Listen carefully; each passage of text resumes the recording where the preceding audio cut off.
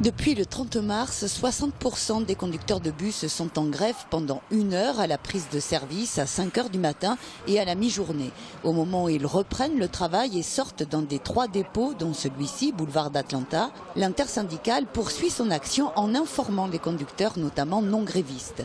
Pour la direction de TCO, il s'agit de filtrages illégaux qui retardent la sortie des bus et perturbent le trafic aux heures de pointe. Notre avocat a réuni sur base des constats d'huissier un dossier qu'il a porté au tribunal d'instance ce matin pour porter plainte sous forme d'un référé d'heure en heure qui devrait nous permettre sous 24 heures d'avoir une assignation et une comparution de telle façon qu'on puisse, c'est notre souhait en tout cas, faire cesser ces filtrages illégaux. C'est encore une fois une pratique de la direction et je pense aussi des élus de la mairie de Toulouse qui aujourd'hui plutôt que de négocier vont tenter d'envoyer les forces de l'ordre à des salariés qui défendent leur pouvoir d'achat.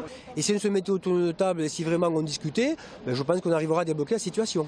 Les revendications portent toujours sur la revalorisation salariale. La direction propose une augmentation de 0,45%. C'est insuffisant pour l'intersyndicale. Cela représente 8 € bruts chez un conducteur, donc 8 € bruts, vous voyez ce que ça fait, mais au moins avoir sur un niveau de négociation tel qu'il se pratique sur un plan national, qui aujourd'hui est au-deçà des 0,7%.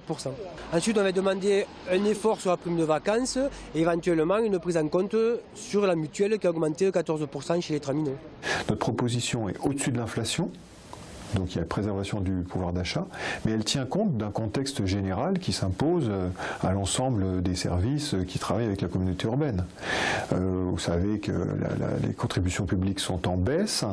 Il y a quand même également un développement que la puissance publique veut continuer à assurer sur les transports publics. Nos propositions sont honorables et c'est pour ça que nous avons clos la discussion, qu'il n'y aura pas de nouvelles négociations et que ces mesures sont appliquées. Filtrages illégaux ou pas, la justice devrait donner sa décision ce soir ou demain. Pour autant, la grève des conducteurs de bus se poursuit.